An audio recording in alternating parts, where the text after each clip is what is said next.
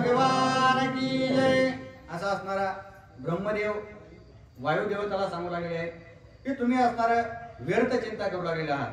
तुझा पुत्र असणारा जो आहे, जर या सगळ्या देवतांनी आपापले जे असणारे निर्वाणीचे अस्त्र आहे ते जर असणारे ह्याच्या शरीराला भेद करत नसतील तर हा असणारा अत्यंत महान शूर वीर अशा प्रकारचा योद्धा होणार आहे। आणि पुढे जाऊन भविष्यात काय करणार आहे तर तो असणारा ज्यावेळेस माता सीतेचा शोध घेण्यासाठी लंकेत जाईल त्यावेळेस जो इंद्रजित महान अशा प्रकारचा योद्धा आहे, ज्याने असणारा 33 कोटी देव असणारा बांधवडीत आणून दिलेले आहेत रावणाला, त्याच्या सोबत असणारा तो युद्ध करेल, त्याला असणारा सळो की पळो करून सोडेल। अशा प्रकारे असणारा कित्येक जरी राक्षसांचा असणारा त्या ठिकाणी सर्वांना मारून टाकेल आणि पुन्हा असणारा माता सीतेचा शोध घेईल। अशा प्रकारे असणारा ब्रह्मदेव त्या ठिकाणी वायुदेवताला बोलतात। परम भाग्य हनुमंता भेटोनी सुखी करिल सीता तिची शुद्धी आणि तत्वता श्री रघुनाथा सुखार्थ। आणि हनुमंतराय अत्यंत असणारा सौभाग्य अशा प्रकारचे आहेत, भाग्यवंत आहेत का? कारण असणारे लंकेमध्ये जाऊन असणारे त्या ठिकाणी सगळे क्रूर कर्मी अशा प्रकारचे आहेत आणि त्यांच्यामध्ये जाऊन जी असणारी भक्तिमान भक्ती असणार युक्त अशा प्रकारची माता सीता आहे, त्या माता सीतेला असणारा ते निश्चितच त्या ठिकाणी जाऊन भेटतील आणि त्या दोघांची जी काही भेट आहे ती अनुपम्य अशा प्रकारची असणार आहे। आणि तिथून पुढे माता सीतेला भेट घेऊन या सगळ्या गोष्टीची असणारी चौकशी करून मी प्रभू रामचंद्राचा दास आहे ही खात्री पटवून देऊन पुन्हा असणारा त्या ठिकाणी सर्व लंकेचे असणारे सगळं चौकसपणे असणारा निरीक्षण करतील आणि पुन्हा प्रभू रामचंद्राकडे परततील। अशा प्रकारचा असणारा इतिहास तुझा मुलगा घडवणार आहे। श्रीरामाच्या कटकात दादट दाटुका वीर हनुमंता सेवा बळे परमाप्त श्री रघुनाथ मानिल।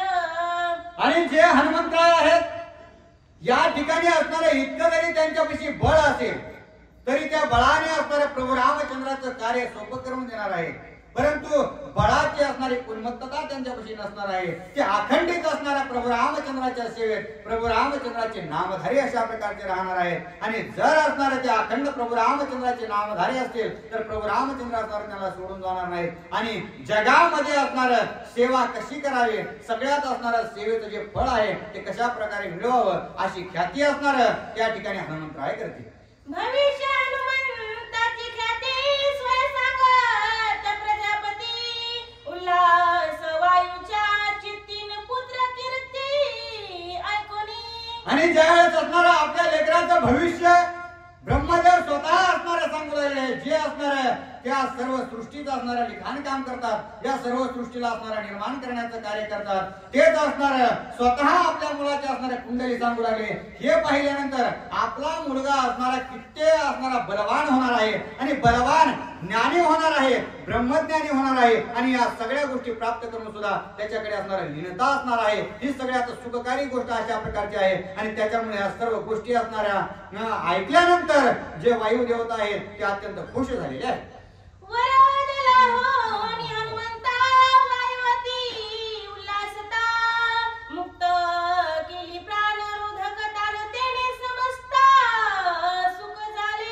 आणि ज्यावेळेस वायू देवतांना असणारा खात्री पटली, सर्वांनी वरदान असणारा हनुमंतरायाला दिले, हनुमंतराय असणारा सुदृढ त्या ठिकाणी दिसू लागले, दिसल्यामुळे हनुमंतरायाने असणार त्या ठिकाणी वायू देवताने असणार त्या ठिकाणी आनंदित झाले आणि आनंदित होऊन जो काही असणारा जगताचा प्राणरोधन केला होता तो असणारा सर्व प्राणवायू असणारा जे काही 9 प्रकारचा आहे तो असणारा मुक्त केला आणि त्याच्यामुळे जी काही सजीव सृष्टी आहे ती असणारे त्या ठिकाणी जीवित होऊ लागली आहे। सुखी झाले सुर नर सुखी झाले ऋषीश्वर सुखी झाले चराचर जय जयकार तिही लोकी। आणि अशा प्रकारे असणाऱ्या त्या ठिकाणी वायू देवताने आपले जे काही कार्य आहे ते पूर्ववत चालू केल्यामुळे जे काही असणारे देव मानव आहेत, जे ऋषी आहेत किंवा असणारे सिद्ध अशा प्रकारचे आहेत आणि जे असणारे सजीव सृष्टी असणारी या पृथ्वी तलावरची आहे, झाडांसहित असणारे जे काही सजीव प्राणी आहेत, मानव आहे, या सगळ्यांना असणारा अत्यंत आनंद झाला। कारण पूर्ववत असणारा आपल्याला आपले जे काही शरीर आहे, जे काही देह आहे त्याच्या असणाऱ्या सर्व क्रिया चालू झालेल्या आहेत।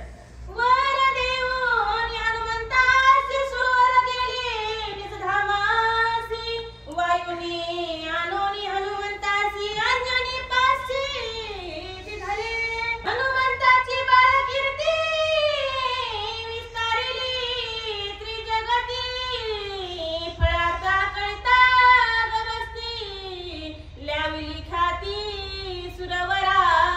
अशा प्रकारची कीर्ती असणारी हनुमंतरायाने बालपणामध्येच केली होती. बालपणी असणारा गेलासी तू सूर्याला धराया, म्हणजे ज्यावेळेस सूर्याला असणारा त्या ठिकाणी फळ म्हणून असणारा खायला गेले आहेत आणि तिथे जाऊन असणार नुसतं वापस आले नाही, तर जे काही देवाधिक आहे त्या सर्वांना असणारा जे काही ताठा असणारा त्या ठिकाणी होता, तो ताठा असणारा जिरवण्याचं काम असणारा हनुमंतरायाने केलं आणि ही प्रथम ख्याती असणारा हनुमंतरायाने बालपणामध्ये केलेली आहे.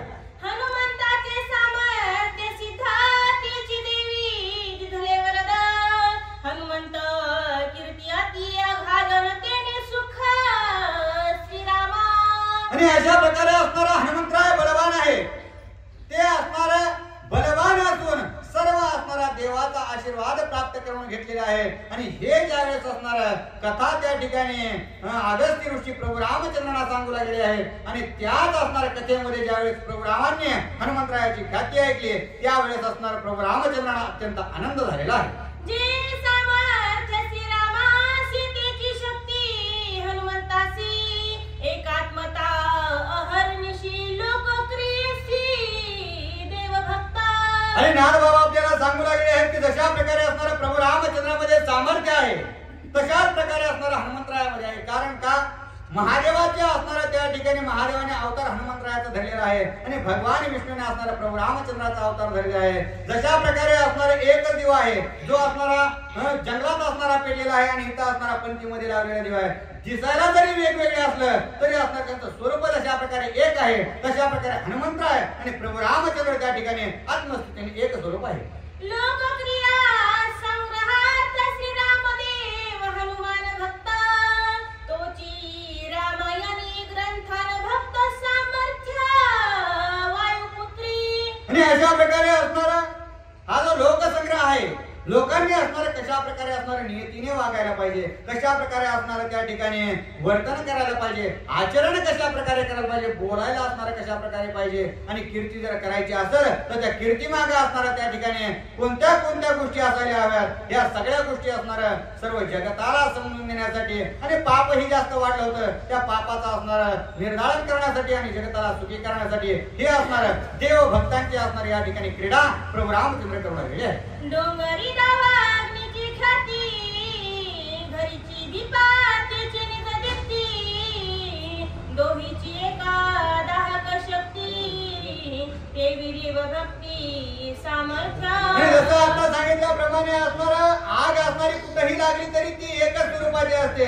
आपण असणारा गोड खातो, गोड असणारा गुलाबजामुन मध्ये गोड असतं आणि नुकतीतही गोड असतं, साखरेतही असणारा गोड असतो. जरी ते असणारा दिसायला भिन्न भिन्न अशा स्वरूपाचे असले तरी तो पदार्थ बनवताना एक स्वरूपानेच असणारा त्या ठिकाणी जो काही ऊस आहे त्या ऊसापासूनच अशा प्रकारे उत्पत्ती होते. दिसायला भिन्न भिन्न असतात, चवी वेगळ्या वेगळ्या लागतात, परंतु असणारा गोड स्वरूप जे त्याचं आहे तेच स्वरूप असणारा प्रभू रामचंद्राचं आणि हनुमंतरायाचं असणारा दिसू लागलेला आहे. हनुमान सता माते प्रती होता अद्भुत शक्ती, करिता भाळ बाळ भावे उद्धतीन ऋषी तोक्ती शापिला. आणि अशा प्रकारे असणारा हनुमंतराय अत्यंत बलवान झालेले आहेत.